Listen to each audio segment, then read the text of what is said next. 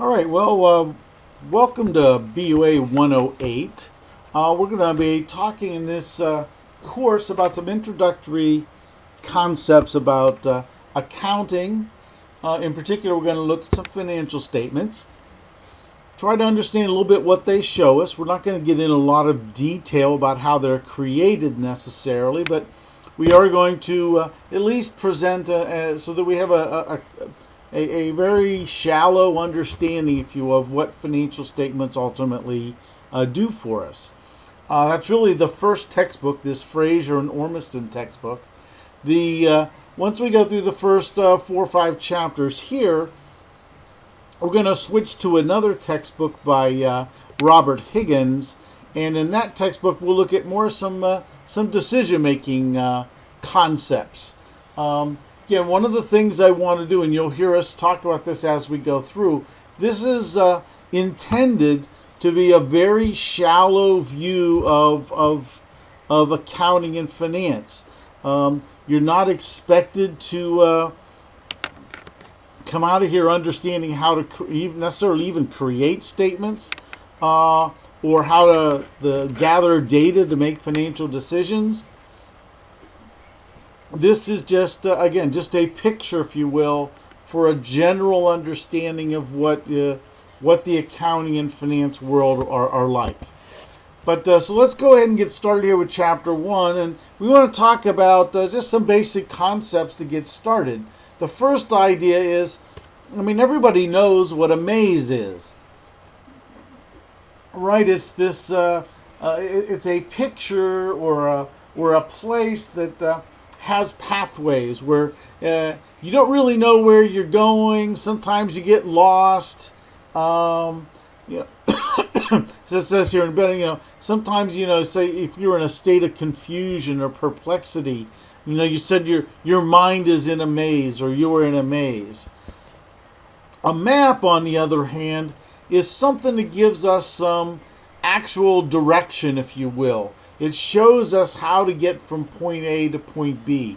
It is structured to give us some concepts of distance, direction, maybe even approximate, time to travel and distance, etc.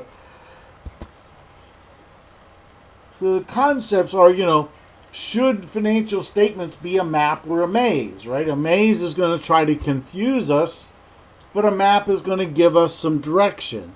So obviously we don't really want to look at financial statements in such a way that they create this confusion or complexity.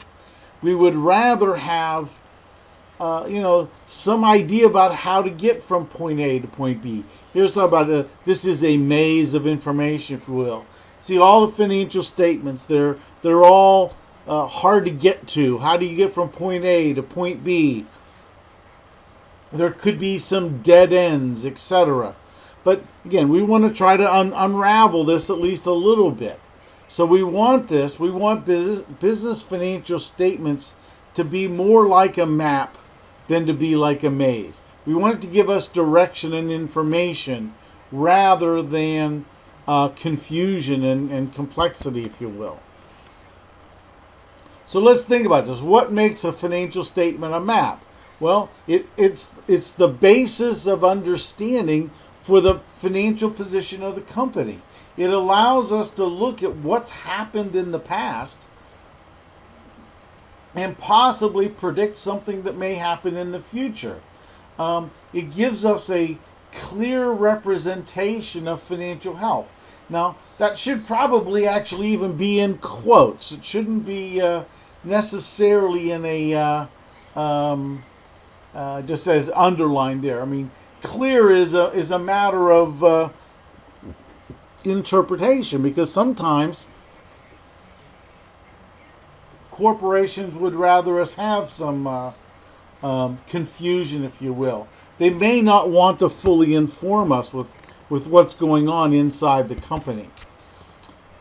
With respect to a maze, obviously, there's a ton of information here. We have to worry about the auditing function. In the last 5, 6, 7 years, with companies like Enron, and some other companies before that. There was WorldCom and Tyco and several others. I mean, the audit function fell to pieces. It wasn't doing what it was supposed to do. So we have to hope that auditing is going to give us some quality, if you will. But certainly everything is changing. There's a complex environment. Some information is just hidden. It's not even required that we provide it. It's not necessarily that it was left out on purpose. It's just that it's information that's not required to be provided. And possibly it's information that's stuff we would like to know about. So the usefulness of the financial statements then, right, how we ultimately are going to use them is it's going to give us information about financial position, the success of the company. It will give us a playbook, if you will, of the policies and strategies of the company. And as I've mentioned, it should also give us then some insight into future performance. So financial statement users should be able to find and interpret information in the financial statements themselves, right? These statements are going to be generated by the company, right? And they're going to be there to answer those questions. We want to be able to find the information we want when we want to find it. And that's what the ultimate guide is for financial statements. But we may also then want to say, well, what kinds of questions can be asked, or what kind of information can we get? And we're not going to go through each and every one of these, but is this an attractive return investment? Can I find out something about the riskiness of investing in this asset? How are the cash flows of the company generated? Are they sufficient enough? Has this company been a good, would they be a good customer of ours? Or, quite frankly, would they be a good supplier for our company? So we can ask, again, many, many questions. If you go back as we go through the course, we're going to work our way through these exercises. I'm just placing them here so we can talk about them, but or just give you an idea of what we're going to be doing in the class. But again, this is just things that we're going to talk about. What kind of information can you find in an annual report? What's on the first couple of pages? Is who's writing the report? We're going to go down through all this different types of information. Where can you find the actual statements, the auditor's report? Can you find information provided by management in their discussion? What kind of information is found there? The statements themselves are prepared with very specific guidelines. And the guidelines are what are referred to as GAAP, G-A-A-P, which is Generally Accepted Accounting Principles. Essentially what they do is they set up the rules for how events are reported to the public. One of the primary missions of GAAP is to make information consistent. So from annual report to annual report, possibly across industries, certainly maybe even across companies, that we have some understanding of how the actual numbers are created. And this really gets down to the ultimate question, which is, how sure am I that the information I'm reading is good, true information? Well, one of the things that we have to help us with that understanding is something called GAAP. There's only a couple of ways that things can be reported. So if you know what those ways are, and certainly accountants know what those ways are, then you can understand the development of the business and possibly the direction that the business is going to go in. There are essentially two authorities that are responsible for creating this GAAP information, which again is generally accepted accounting principles. The Securities and Exchange Commission is actually responsible for the securities part of the business and the disclosure of this information. But the Financial Accounting Standards Board, FASB, is essentially a private sector organization, and it's their job, along with an understanding from the SEC, to develop these GAAP rules so that all companies understand how to report events as they occur.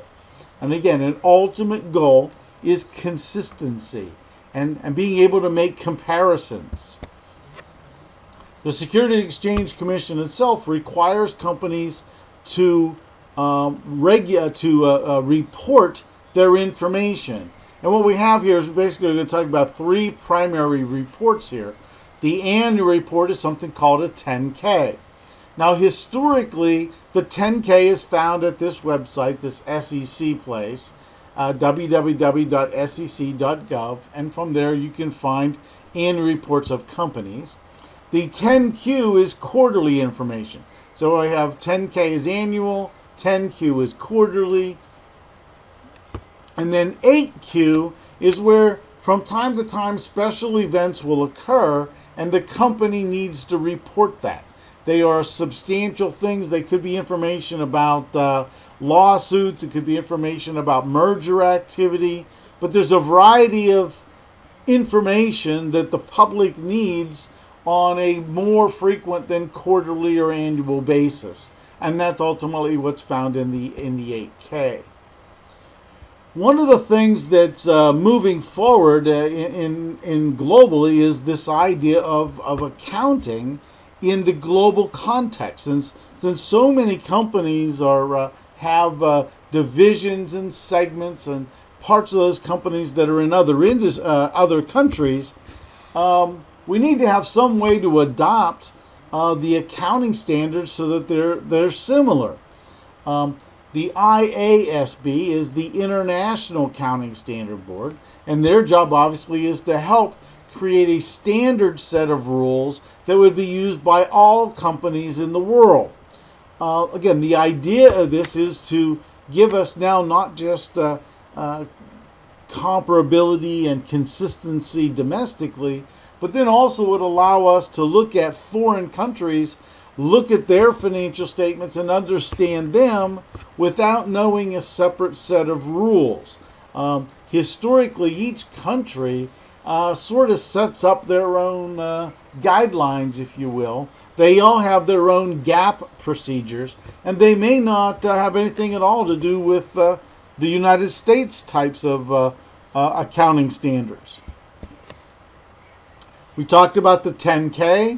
Again, it's filed annually.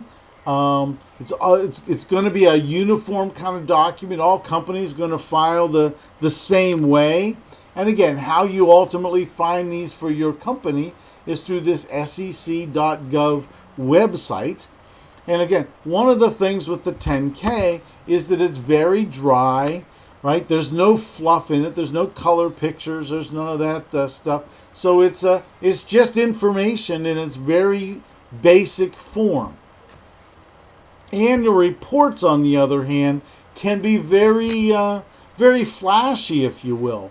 And in fact, an annual report really has nothing all that much to do with reporting information. It's really a marketing tool. It's there to find people or to get people to stay as owners or find somebody to take their place. So it is a marketing instrument.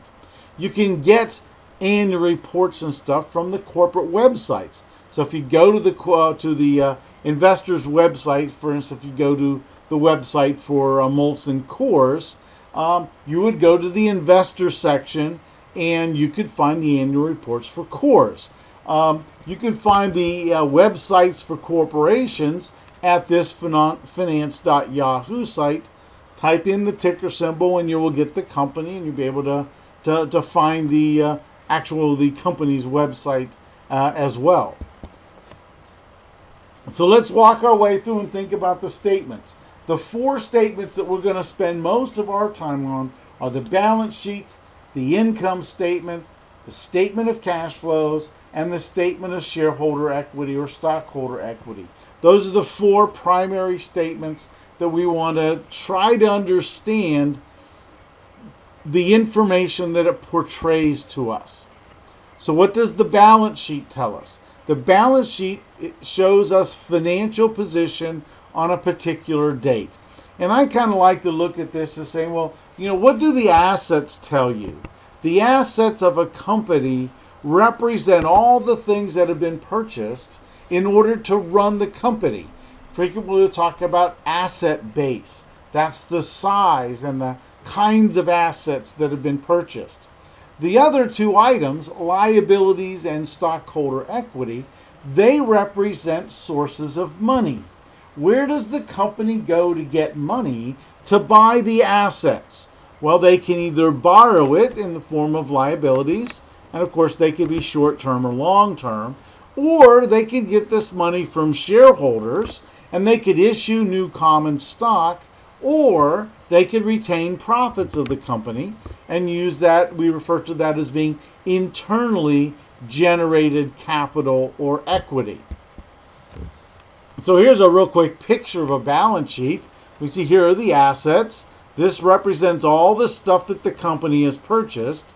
And down below, the second side, are liabilities and equities. And if you notice, these are equal. Total assets is $46.57.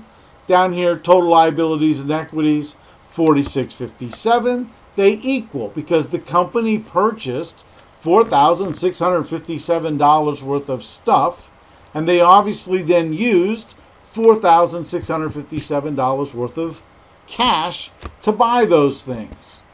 Here's an income statement. We're going to get into these in a lot more detail, but essentially it represents the revenues, the net sales, and then the expenses of running the business, to ultimately we get down to what's referred to as the bottom line.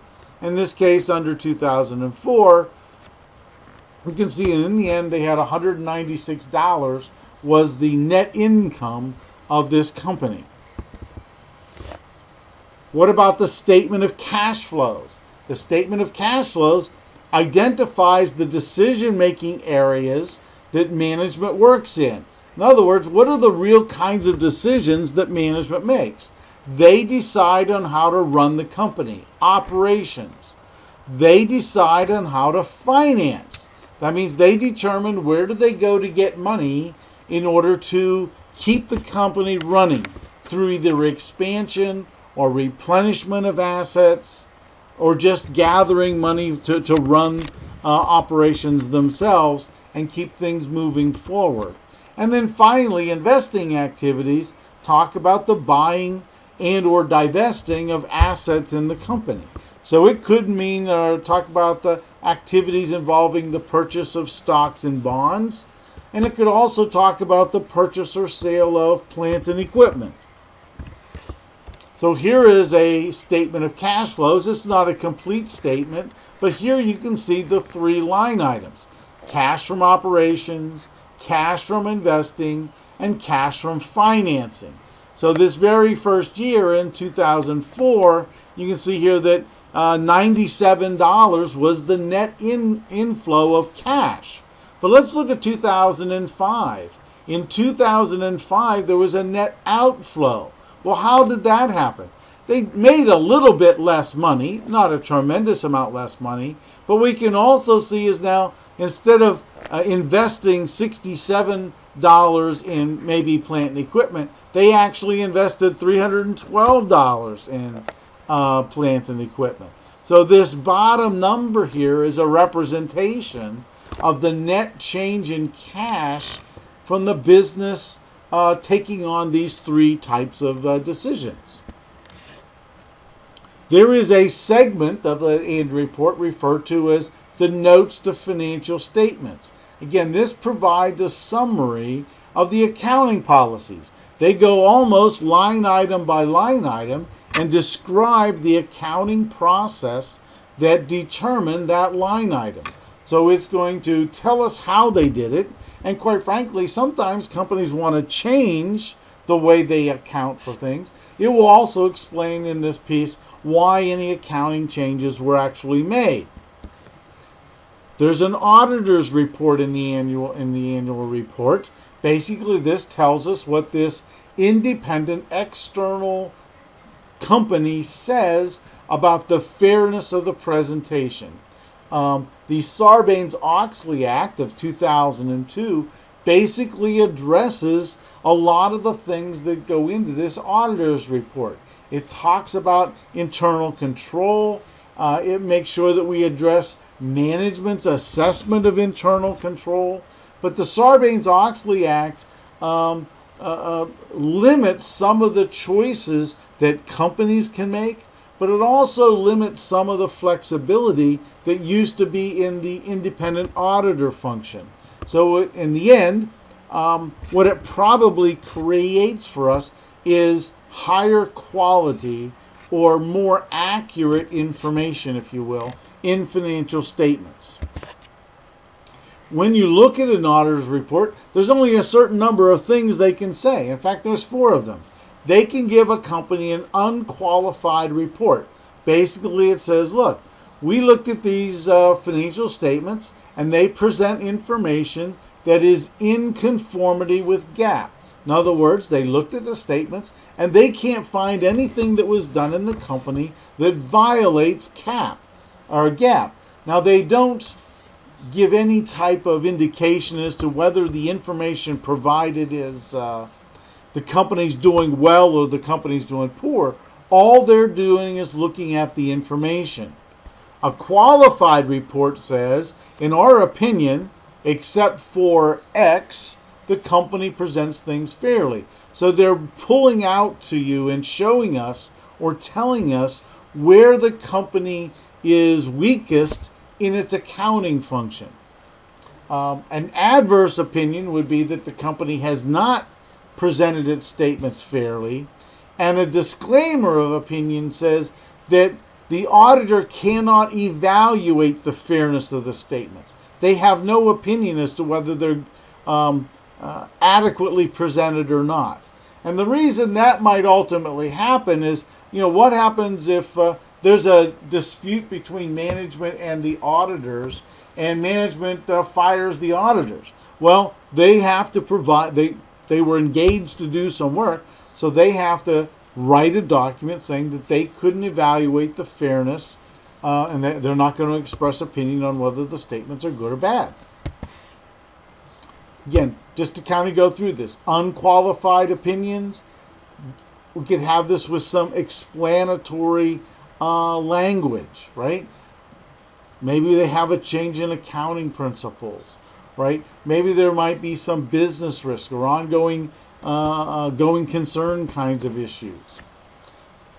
Management discussion and analysis. This is sometimes also just labeled as the financial review, but essentially here's where management is going to tell us what they think happened in the business for this year.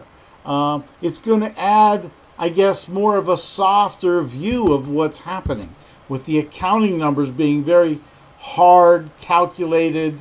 It's numbers. This is more of an explanation for what happened. So we're going to talk about liquidity. They're going to talk about any deficiencies they might have. They're going to talk about capital expenditures, unusual transactions. They're going to break down the sales things into price and volume components. If there's multiple divisions, multiple industries in which they're involved in, they could also give us breakdowns by division of pricing, etc. Ultimately, the usefulness here is just to give us a picture. Tell us what's going on and why things are occurring in the company. What is management's view for what's going on? Now, as analysts, it's our job to figure out whether we believe them or not, right? Is the information they're giving, number one, does it jive with the data that they're telling us? But also, does it make any sense? I mean, are they just giving us a line of baloney, or is what they're saying, does it seem like it's an adequate explanation of what occurred? There's also a segment here called the 5-year summary. And sometimes students will want to go here to get information for financial statements when they do financial analysis. The challenge is here is it doesn't break things down in enough detail. We may want certain aspects to come out, but this is really, again, just a summary. It's just a very short picture of what's happened over the time frame that this company, over the last 5 years, for this particular company. And this is in broader terms. We're not down to the line item, like as in how much inventory there is, accounts receivable, etc. There is a lot of information that is either missing or is very hard to find. I mean, how do you get information about the morale of employees or the reputation of the company? Is there anywhere where we're going to find information about how effective management is? All of these things are very important to understanding whether or not we want to invest in a company or whether we want to work for or work as a supplier or a customer of a company. But this information is just difficult to get. We might not necessarily find it anywhere. It just might be something we have to pull together from a variety of other sources, but we're not going to get this information from the annual reports. Right? Maybe we have to get some from the media, obviously. There might be several lines of unrelated businesses within a company. How do we pull all that stuff together?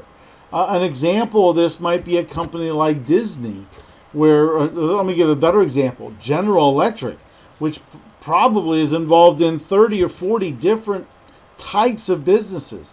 They make jet engines. They have entertainment services. They have some insurance companies. They have a finance company. All of those things are totally different, unrelated businesses, and we need to find a way of understanding each of those components. Sometimes it's not easy to find in the statements. They don't readily provide that information to us. So where's the future of financial statements going to go for us? I think in the future we're probably going to see much more broader principles on an international global style, where globally countries are going to bring their accounting standards together. That enables investors to better understand and analyze companies, decide where to put their money. But there could be also changes. Some of the primary areas, and this is the one that I've recognized and seen the most with, are just ideas of what do we do with leases? How do we account for leases in the company, and financial instruments. One of the biggest issues of the last 10 years is how does a company account for employee stock options? It's an actual very complicated issue of how that actually gets reported. So over the next several years, we may find different ways of how those things might be accounted for. Finally, we're really looking for two things in information. We would like to know something about quality. Quality refers to truthfulness, your ability to rely on the information. The more reliable it is, the greater the quality is. And most accounting principles, most accounting rules follow a very basic principle called matching. And matching just says we want to try to match the expenses that are incurred when they're incurred with the revenues that are attached when those revenues actually occur. So we want to bring these two things together. The idea of quality and the idea of matching up expenses and revenues. This will give us a higher level of understanding, a more secure feeling when we're gathering and analyzing the data of a company. So that's chapter 1. Again, hopefully you see that this is really a very cursory, shallow view of financial statements. So we're going to now go through, over the next 3 or 4 chapters, we're going to go through individually a chapter or two every night. and try to work our way through the annual report to understand what's there for us. See you in Chapter 2.